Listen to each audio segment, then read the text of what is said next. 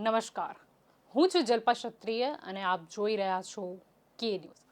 Disinvestment હોય કે પછી ખાનગીકરણ, દેશને કેટલો ફાયદો? પ્રશ્નાર્થ. સરકારી બેંકો અને જાહેર ક્ષેત્રના એકમોનું ખાનગીકરણ, કર્મચારીઓના આંદોલનની ઝીક હવે સરકારે ઝીલવી પડશે. નાણામંત્રી નિર્મલા સીતારામણે બજેટમાં કરેલી જાહેરાત અનુસાર બે સરકારી બેંકો અને 275 જેટલા જાહેર ક્ષેત્રના એકમોનું ખાનગીકરણ કરવાની ઈચ્છા વ્યક્ત કરી છે. સામા પક્ષે બેંક કર્મચારીઓએ હડતાલની જાહેરાત કરી છે, તો ડાબેરી પક્ષો આંદોલનની ફિરાકમાં જણાય છે. કેન્દ્રીય બજેટમાં નાણામંત્રી નિર્મલા સીતારામણે બે સરકારી બેંકો કે જેમના નામ નથી આપ્યા, પરંતુ બે સરકારી બેંકો અને લગભગ 275 જેટલા જાહેર ક્ષેત્રના એકમોનું ખાનગીકરણ કરવાની જાહેરાત કરી છે.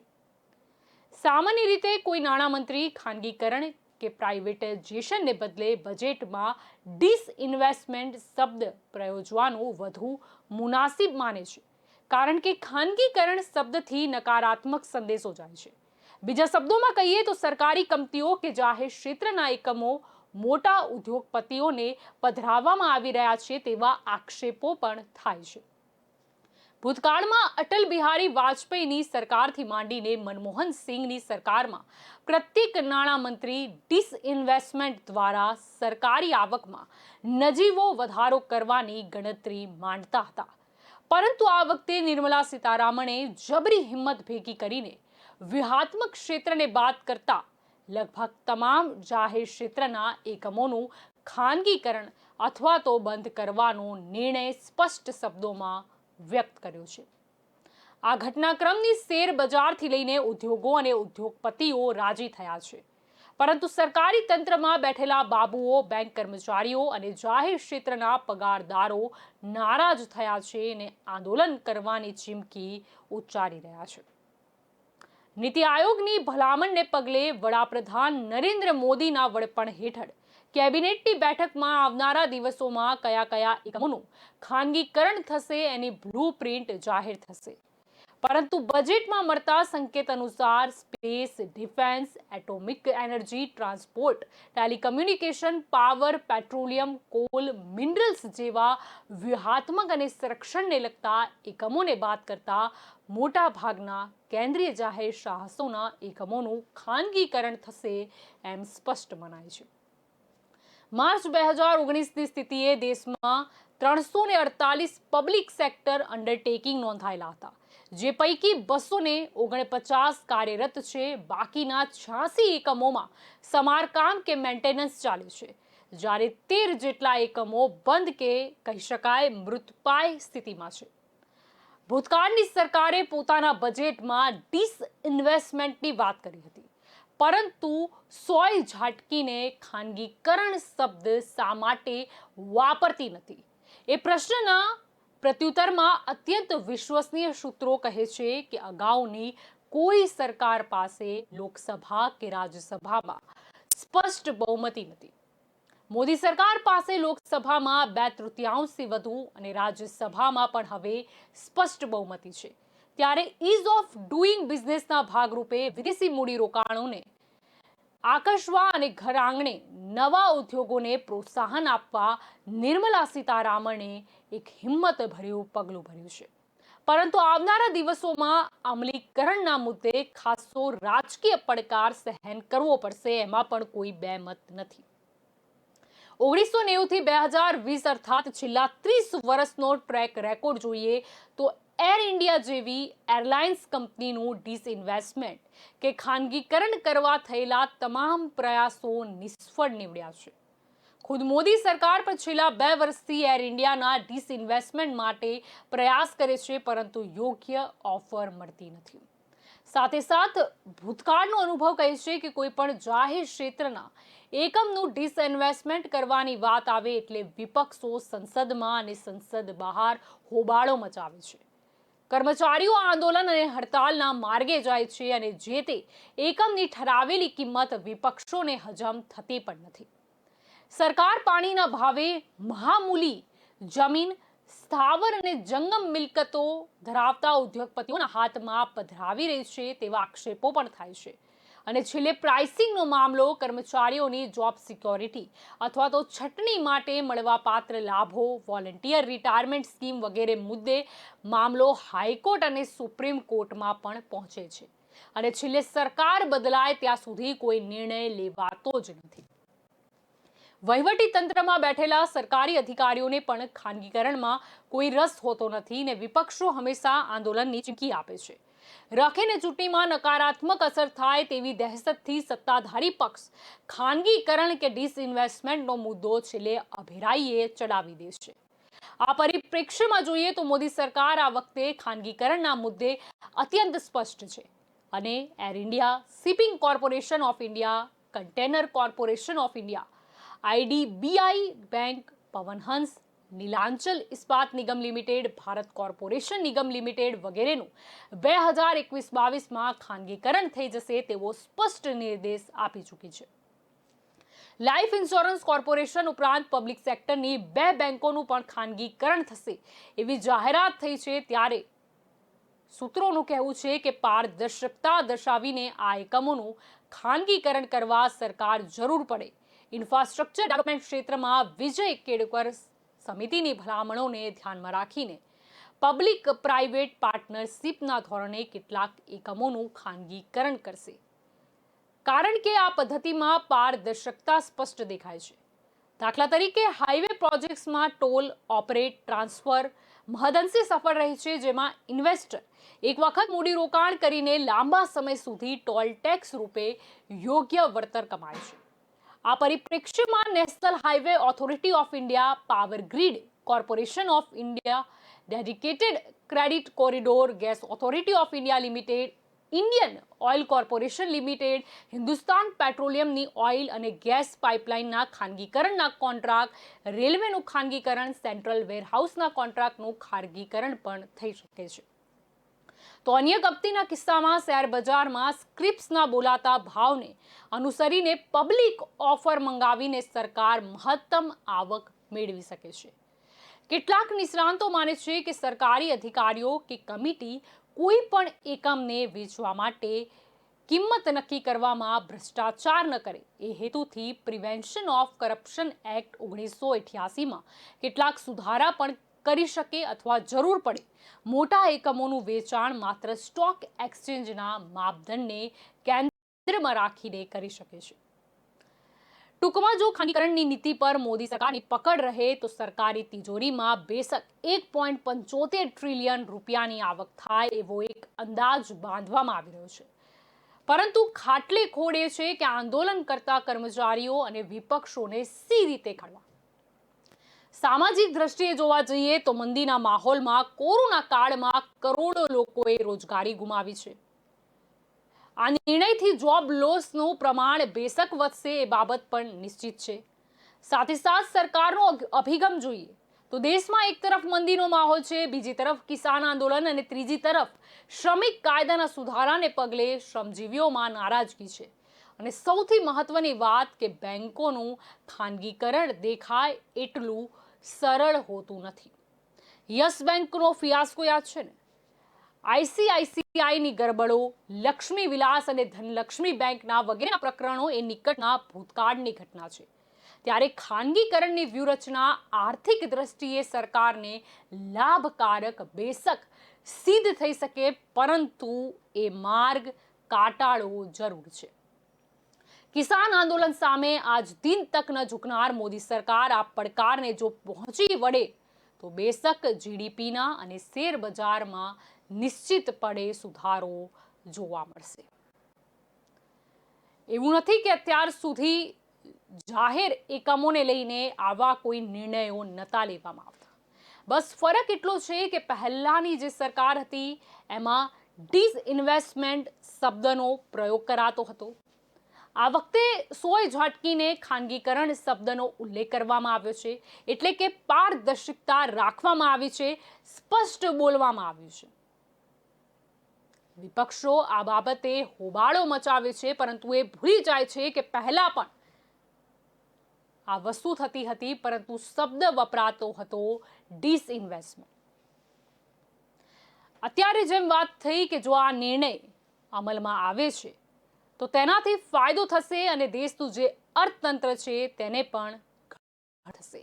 જીડીપી અને શેર બજારમાં પણ નિશ્ચિતપણે સુધારો જોવા મળશે.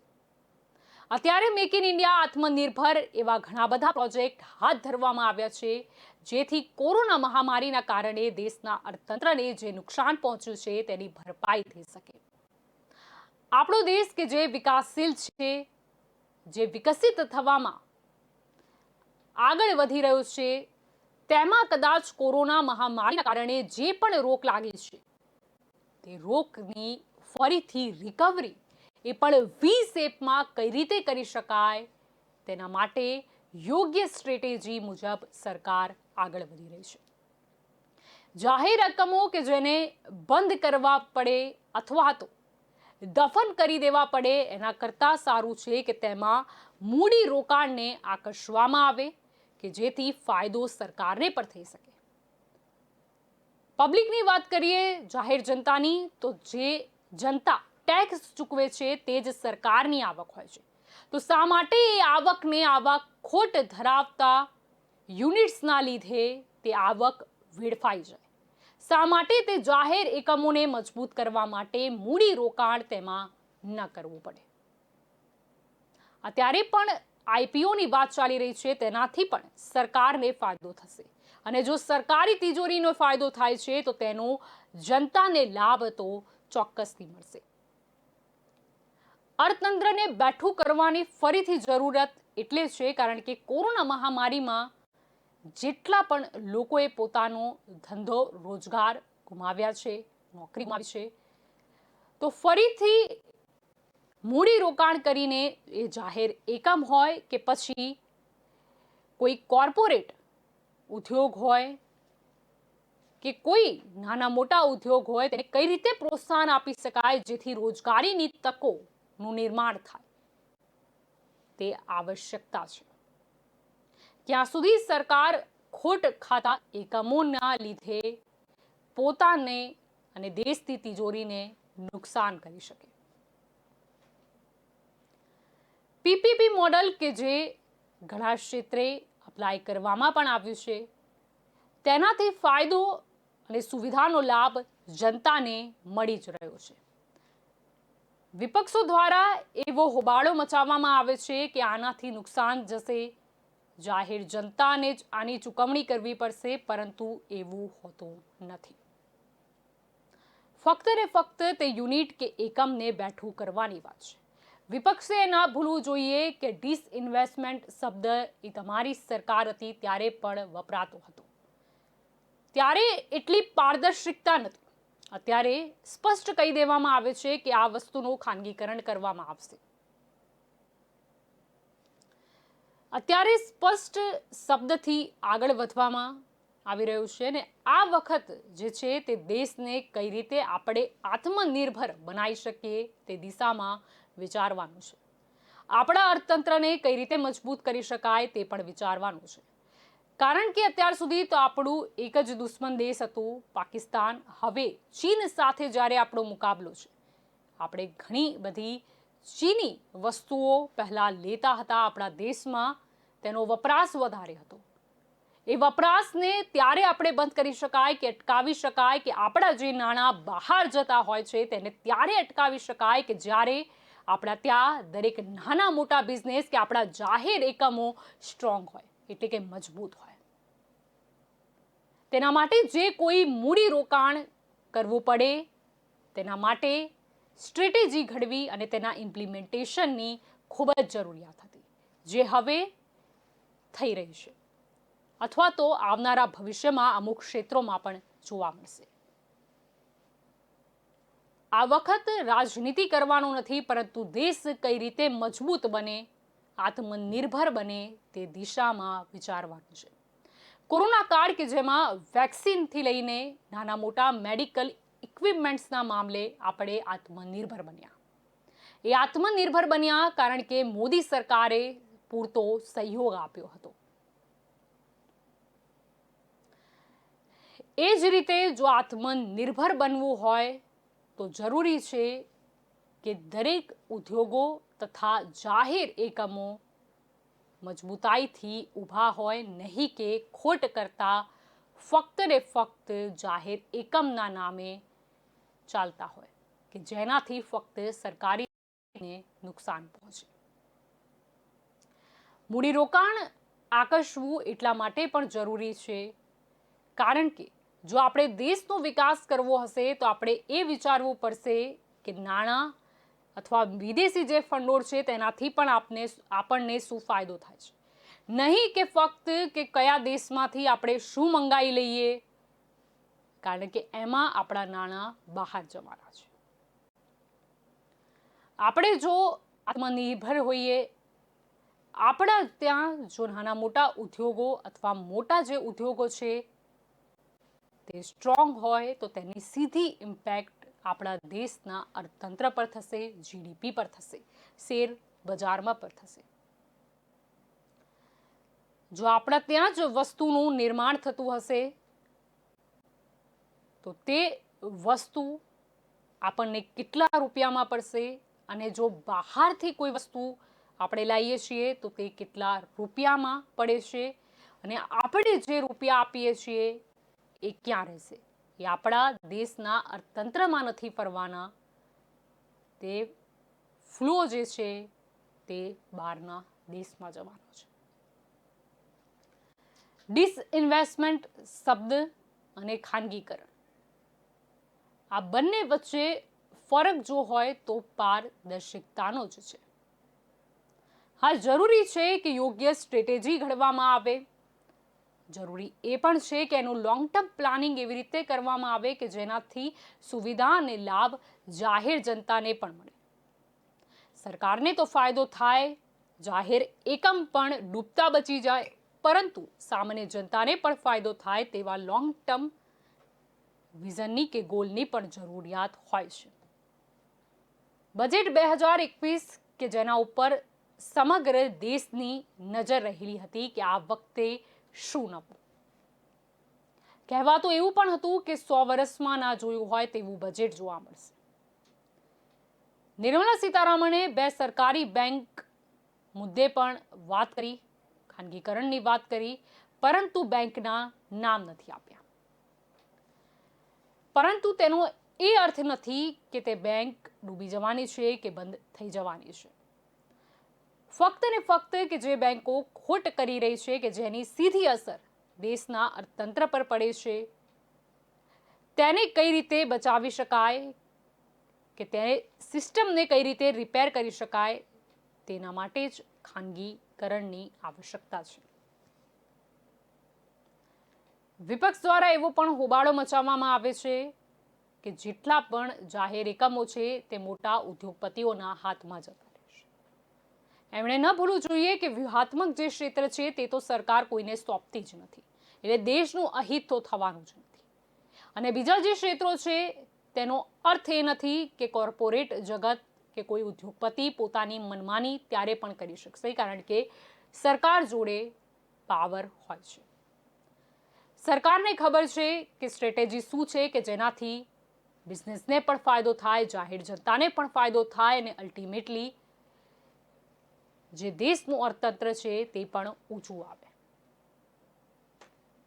ફક્ત ને ફક્ત ખાનગીકરણ શબ્દને નેગેટિવ વિચારી લેવાથી કે નકારાત્મક વિચારી લેવાથી તે નકારાત્મક બની જતો નથી. હમણાં દેશમાં કિસાન આંદોલન પણ ચાલી રહ્યું છે, જેનાથી પણ સરકારને ઘણું નુકસાન થયું છે, અને દેશની જે ગરિમા છે તેને પણ ઘણું નુકસાન પહોંચ્યું છે. આ વખતે કે જ્યારે બીજા દેશો લાગ્યા છે કે કઈ રીતે તેમનું અર્થતંત્ર ફરીથી વિકસતું બને, તે જોવાની અને સમજવાની ખાસ આવશ્યકતા છે. મોદી સરકાર કે જો આ કોરોના કાળમાં પણ જો વિપક્ષોના હોબાળા કે તેમની ટીકા પ્રત્યે તેને ધ્યાન આપ્યું હોત તો કદાચ આપણા ત્યાં વેક્સિનનું નિર્માણ ના થઈ શક્યું હોત. મોદી સરકાર કે જેમણે કોઈ કંઈ પણ કહે, પરંતુ તેમનું ધ્યાન હતું કે કઈ રીતે વેક્સિન આપણે નિર્મિત કરી શકાય, વેક્સિન બનાવી શકાય, કઈ રીતે આપણે કોરોનાથી બચી શકાય, તે મુદ્દે તેમનું ધ્યાન હતું. તે જ રીતે આ વખતે પણ સ્પષ્ટ ખાનગીકરણ શબ્દનો ઉપયોગ કરવામાં આવ્યો, કારણ કે જો તેનાથી લાભ જ થવાનો છે તો શા માટે તે પારદર્શિકતા શબ્દોમાં ન ઢાળવામાં આવે. આત્મનિર્ભર પ્રોજેક્ટ હોય કે પછી પ્રોજેક્ટ હોય મેક ઇન ઇન્ડિયા, એનો ફાયદો એ સમગ્ર દેશવાસીઓને જ થવાનો છે, ઉદ્યોગપતિને થવાનો છે, નાના મોટા વેપારીને થવાનો છે, સામાન્ય જનતાને પણ તેનો ફાયદો થવાનો છે. આપણે શા માટે બીજા દેશ પર ડિપેન્ડ હોવું જોઈએ? આપણે શા માટે આપણા જાહેર એકમો ખોટ જાય છે એ પરિસ્થિતિ જોતા પણ કોઈ યોગ્ય સ્ટ્રેટેજી ન ઘડવી જોઈએ? ફક્ત ને ફક્ત ડરથી?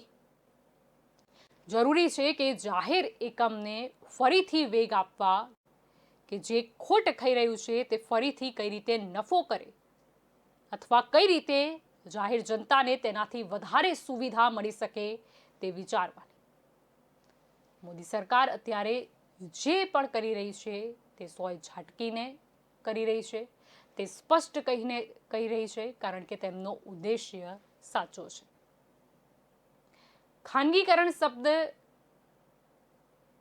કે જે વિપક્ષ દ્વારા કે કેટલાક અન્ય લોકો દ્વારા તેને નકારાત્મક ચિતરવામાં આવ્યો છે, પરંતુ તે નકારાત્મક નથી. જ્યારે કોઈ પણ દર્દી બીમાર પડે છે તો તેને સાજો કરવા માટે તેને દવા આપવામાં આવે છે, તેને ઇન્જેક્શન આપવામાં આવે છે. એ જ રીતે જે જાહેર એકમો માંદા પડી ગયા છે તેમને મૂડી રોકાણ મળે, મૂડી રોકાણ રૂપી દવા મળે, તે માટે જેમ દર્દીને હોસ્પિટલાઇઝ કરવામાં આવે છે તેમ જ જાહેર એકમોનું ખાનગીકરણ કરવામાં આવશે. અને સરકારી બેંકો બે કે જેની ખાનગીકરણની જાહેરાત કરી છે તેનાથી પણ ડરવાની જરૂરિયાત નથી. આ વખત કોઈ પણ મુદ્દે આંદોલન કરવાનું નથી, પરંતુ સમજવાની જરૂર છે. કોઈ પણ વસ્તુનું જ્યારે ઇમ્પ્લિમેન્ટેશન જ નથી થયું એ પહેલાં જ તેને નેગેટિવ બનાવી દેવું તે ઉચિત નથી. આપણે એ જ દિશામાં વિચારવું છે કે દેશનું અર્થતંત્ર કઈ રીતે આગળ થાય, આપણો દેશ કઈ રીતે આત્મનિર્ભર બને. પહેલાની સરકારમાં ડિસઇન્વેસ્ટમેન્ટ હતું ને હવે જ્યારે ખાનગીકરણ એવું સ્પષ્ટ બોલવામાં આવે છે તો હોબાળો કયા બાબતનો છે? વિપક્ષે પહેલા પોતે વિચારી લેવું જોઈએ કે દેશ માટે શું સારું છે, અને પોતાની જ્યારે સરકાર હતી ત્યારે તેઓ શું કરતા હતા. અને કોરોના જેવા ખરાબ કાળ જોયા પછી અત્યારે રાજનીતિનો સમય નથી, પરંતુ દેશના અર્થતંત્રમાં ફાળો આપવાની જરૂરિયાત છે.